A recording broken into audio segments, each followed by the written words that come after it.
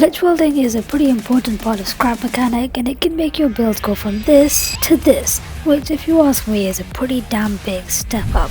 So let's go over the basics and how you can use it to add a lot more detail to your builds. But first, there's a couple mods that you need. The first one is the MJM mod, and the next one is the Advanced Tools mod. Now in the Advanced Tools mod, all you need is a block editor, and in the MJM mod, all you need is the Glitch Welder, which is a standalone mod, but it comes as part of the MJM mod. So with that said, let's get on to how you actually use them. So let's say I wanted a 4x1 wedge that looks something along the lines of this. There are two ways that you can do it.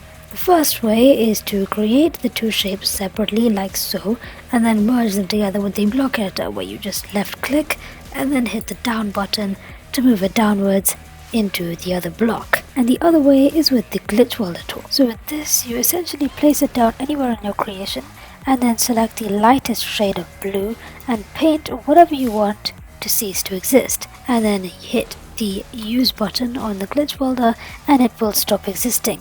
And now you can place whatever you want in its spot, and if you hit the use button again, it comes back. So now you've essentially achieved the same exact thing. Now you can do this in vanilla as well, but it involves blueprint editing with the JSON files, and it's a bit more complicated. It does allow you to do more stuff, but it's kind of annoying if you want to do a many glitch weld in a single creation, which is why it's better to just use a mod. So that said, that's pretty much how you use the Glitch Welder.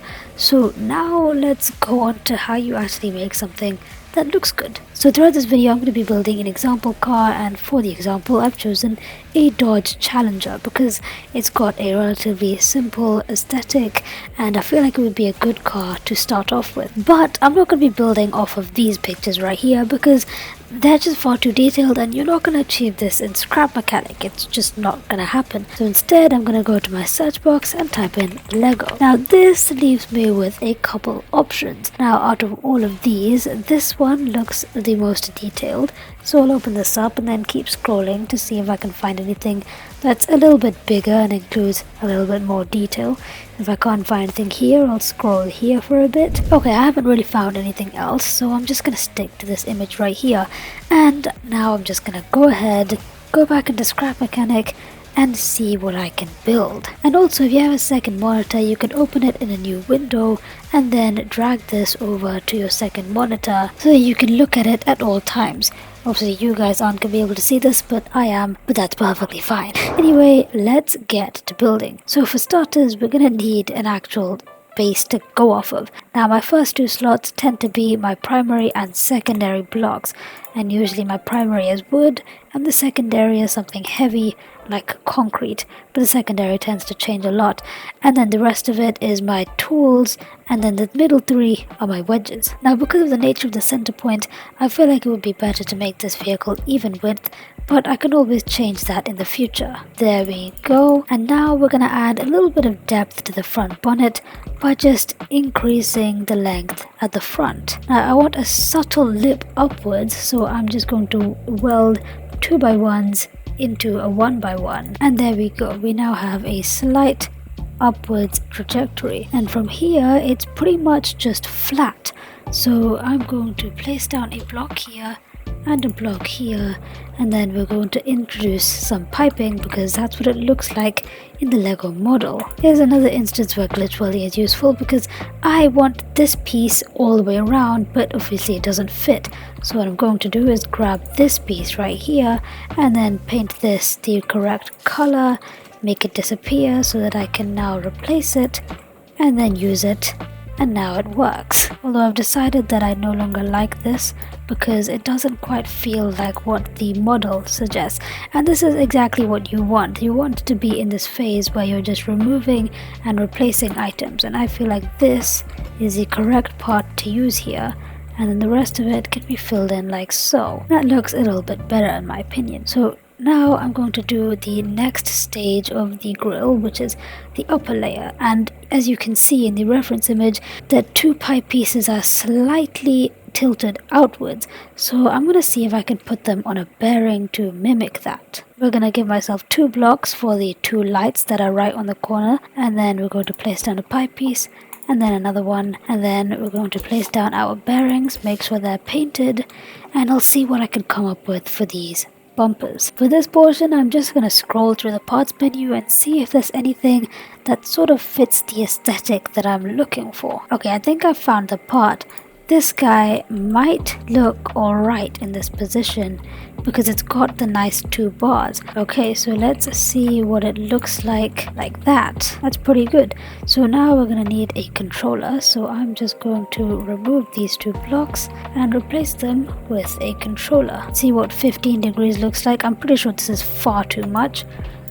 Yeah, it needs to be a lot more subtle than that. So let's change it down to like 7, which is about half of what I had before, and that is looking quite a bit better. So I'm liking the way this is shaping up. Now I'm gonna go ahead and place in those 2 lights. Okay, so now the front bumper is starting to shape up, so I'm going to start bringing it backwards. I'm also going to add a little bit of depth with these pipe pieces right behind the see-through grill, so there's a bit more going on. I'm going to do that just with a couple of these guys like so, and I'm going to continue this upwards. Now as you can see, the bonnet slightly curves upward after the front grill, so I'm going to place down a whole bunch of these guys, and then I'm going to see if I can glitch weld them downwards a little bit. And to continue that whole contour bit, I'm going to add a little indentation on the sides. Now of course I'm going to fill it in with a little wedge. Never mind, that's not necessary because these are all going to be down 1 block anyway. So let's see if this works. It does in fact work, so I should be able to continue on just like so. That's far too much. There we go, look at that. It really is starting to shape up now. And to begin work on these wheel arches, I'm going to grab these curved pieces just to make it flow that little bit better. Right, so now it's time to continue building the bonnet. So I'm just going to continue this out flat for a little bit, and then we get to this part where there's some interesting stuff going on. Okay, I'm not entirely sure how this one's gonna look, but I guess it's just not gonna fly out then for some reason. Why is that not staying? Okay, I'm still not entirely sure how I feel about this, but I guess it's a thing now, and I'm going to start working on the roof because I feel like there's enough going on here and there's enough space for the wheels. Okay, so now I'm going to start to try and get the scale of things by sort of roughly sketching out the back half. And this looks far too long, so let's shorten the hood a little bit. And this is pretty easy to do. All I have to do is just cut off a little section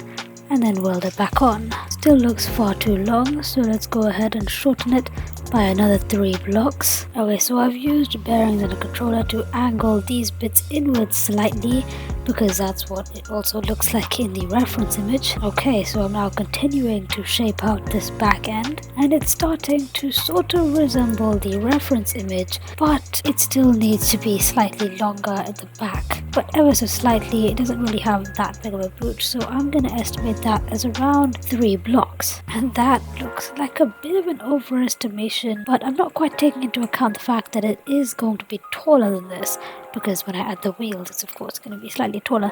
So I'm going to stick to this length and hope that the aspect ratio works out when I add the wheels. Okay, so from here I'm going to remove the last 4 blocks because it sort of angles inwards.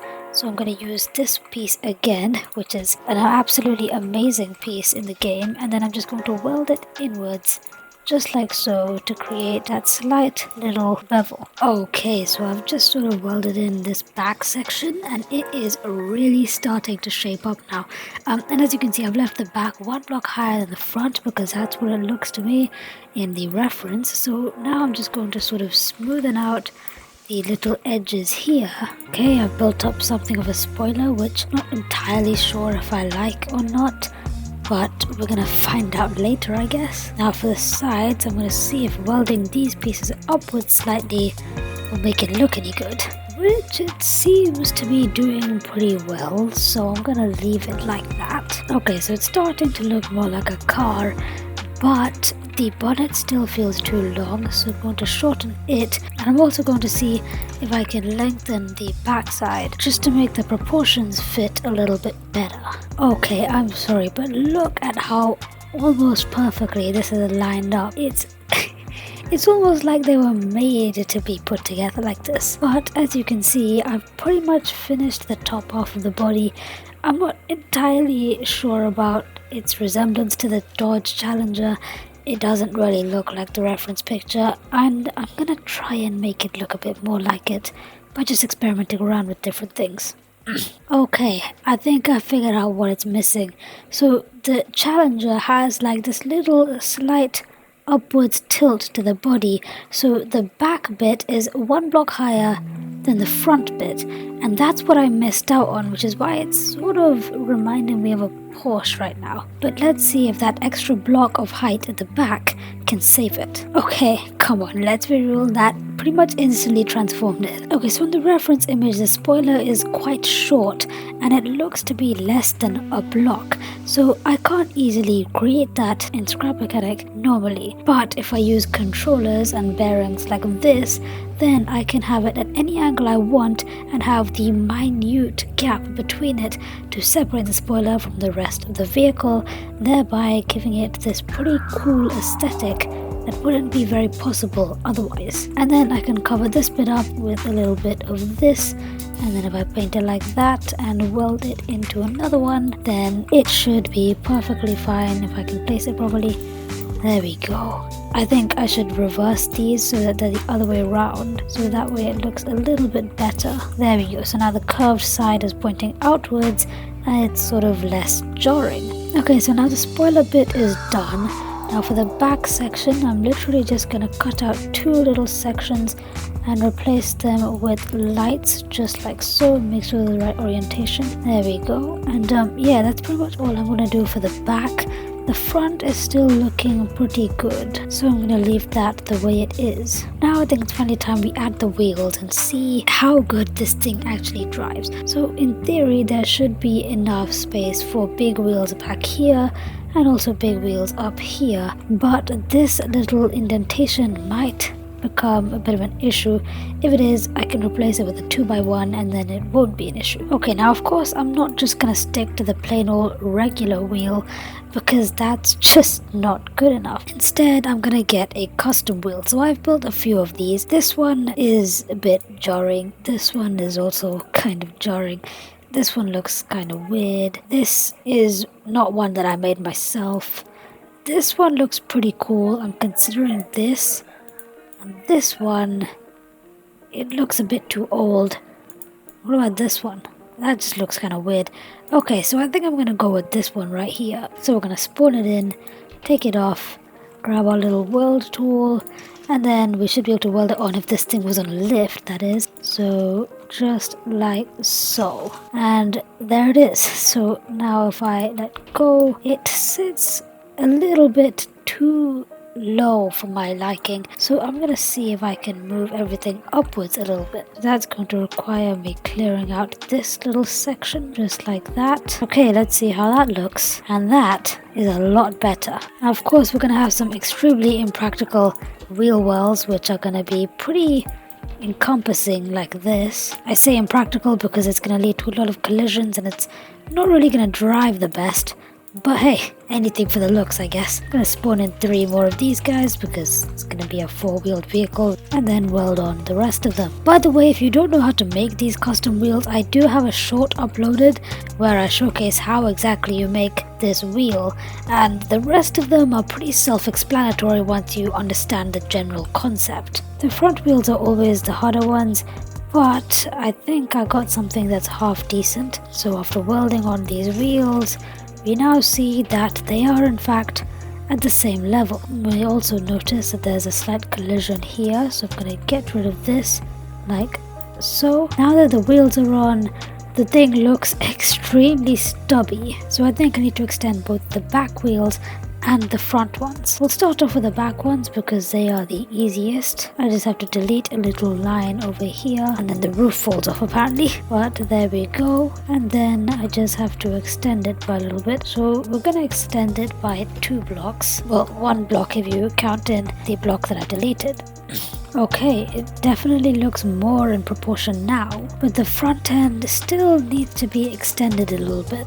So I'm going to go ahead and extend it by 1 block and then we'll evaluate. And this looks a lot more like it. So I'm just going to fill in the gaps like so. There we go. Just cleaning up some little gaps in the wheel welds and then continuing to clean up the little extension process by welding in some of these side panels. Then I got to realize that this front controller has now been disconnected from all of the bearings, so I have to reconfigure everything, which is nice. And it's even better that I don't actually remember what angles I used. But everything has been figured out. The spoiler has been raised slightly and these panels have been pivoted inwards. And is it just me, or does this joint look even cleaner than it did before for some reason? I think it's because it's getting some extra resistance from these pieces, which is changing the overall angle, making it line up even better than it did before. Okay, so this thing's proportions are looking much better now, and it's starting to look like an actual Challenger.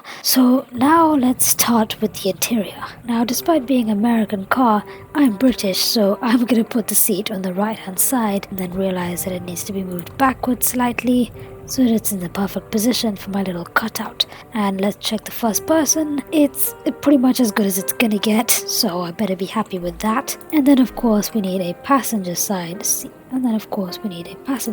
And as I press this button, something questionable is about to happen. Or maybe not. I don't know. This looks really weird.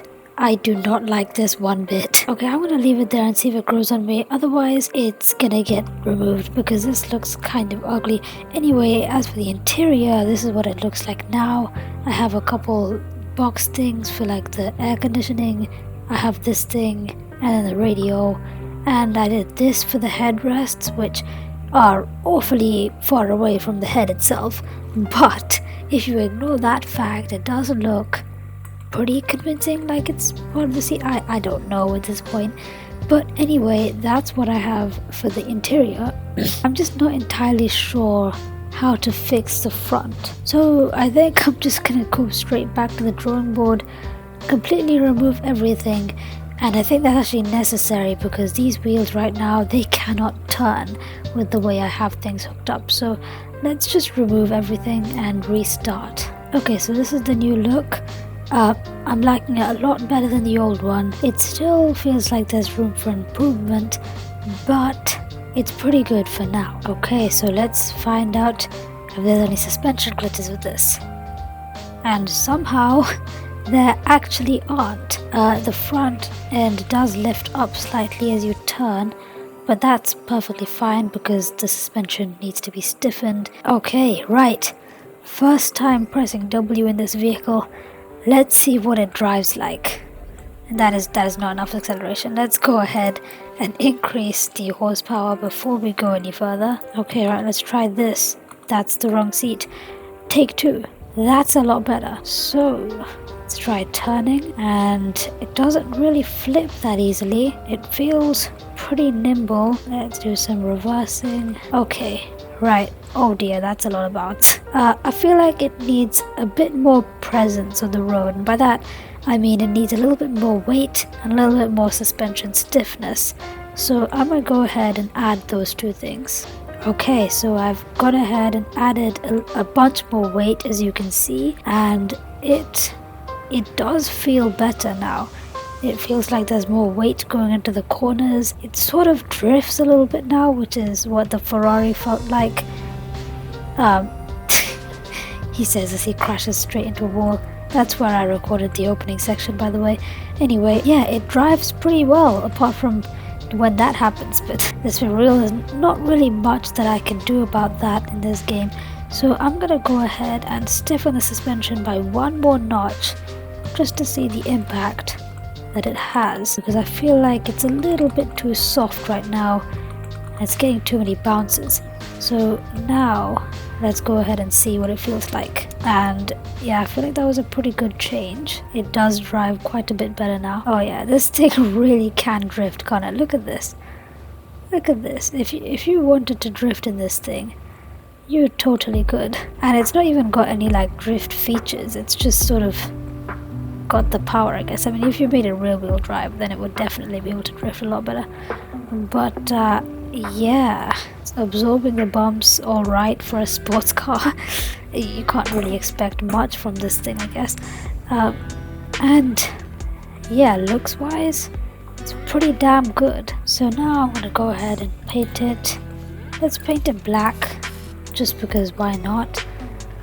And yeah, this thing looks pretty sick. And the accent color is going to be red, of course, and we're just gonna have a red strip going directly down the middle. This is kind of annoying, but let's just see what I can do with it. Okay, this thing is all painted up. The grill is grey, we've got a red strip down the middle, and of course we've got white lights and red lights. This is the result of somewhat knowing how to glitch weld, and I know there are plenty of people who are better than me at this, who would probably be able to make something 10 times as good as this. But as you can see, just with the basic principles of putting one block inside of another, you can create some stuff that look absolutely amazing compared to the average scrap mechanic build that doesn't use glitch welding.